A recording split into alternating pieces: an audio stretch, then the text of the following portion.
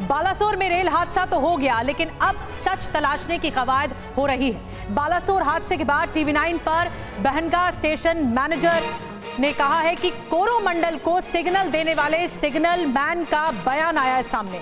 हमारी कोई गलती नहीं है, ये सिग्नल मैन का कहना है। कोरोमंडल को ग्रीन सिग्नल था, सिग्नल मैन का कहना है।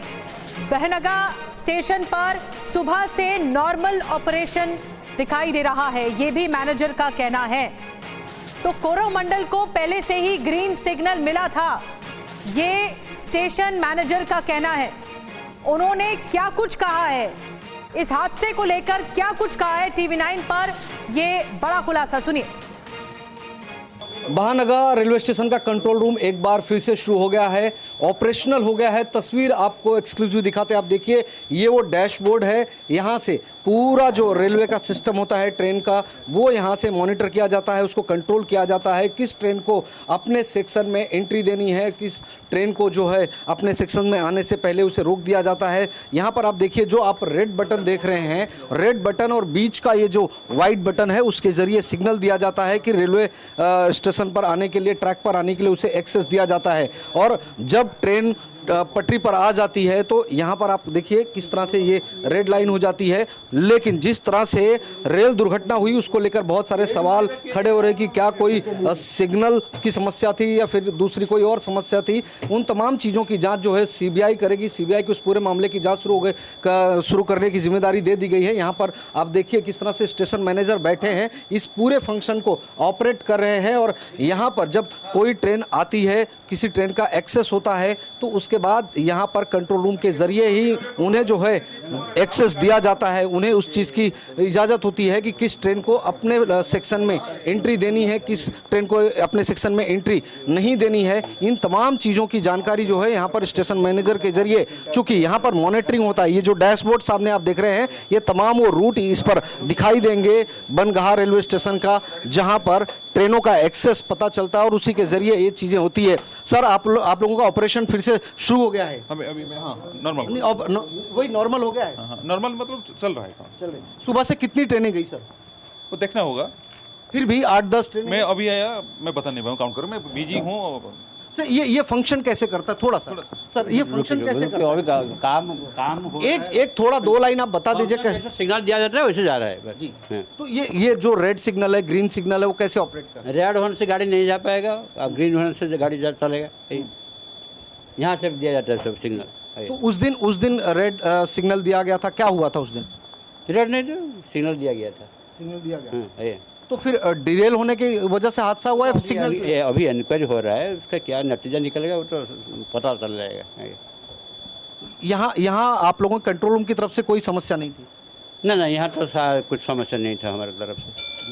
बिल्कुल, देखिए, ये वहाँ स्टेशन के कंट्रोल रूम में काम करने वाले कर्मचारी ये बता रहे हैं कि यहाँ से सिग्नल दिया गया था, यहाँ की कोई समस्या नहीं थी, यहाँ से किसी तरह की कोई खामी, कोई गलती नहीं थी। लेकिन ट्रेन जो है जब रेलवे स्टेशन को छोड़ती है, कुछ 100 मीटर ही आगे जाती है, उसके बाद में एक ट्रेन डिरेल होती है, दूसरी ट्रेन से टकराती है, उसके बाद में एक मालगाड़ी भी इसकी चपेट में आती है। तो कुल 3 ट्रेनों की टक्कर हुई, जिसमें इतने बड़ी संख्या में लोगों की जानें गई, हजारों की संख्या में लोग घायल हुए हैं। कैमरा पर्सन साई दत्त के साथ राजीव सिंह, टीवी9 भारतवर्ष, बालासोर।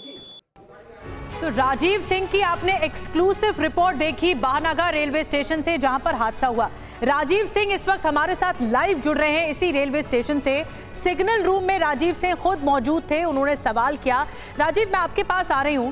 आपने जब सिग्नल रूम में आप पहुंचे तो ये बात उनकी तरफ से कही गई, मैनेजर की तरफ से, कि कोरोमंडल एक्सप्रेस को ग्रीन सिग्नल था। तो जब ग्रीन सिग्नल था तो क्या गड़बड़ी थी? क्योंकि पहले से ही जब मालगाड़ी लूप लाइन में खड़ी हुई थी, फिर वहां जाकर कैसे टक्कर हो जाती है जब ग्रीन सिग्नल था? क्या पता नहीं था कि मालगाड़ी खड़ी हुई है और ट्रैक वही है, कोरोमंडल एक्सप्रेस वहीं कनेक्ट हो रही है?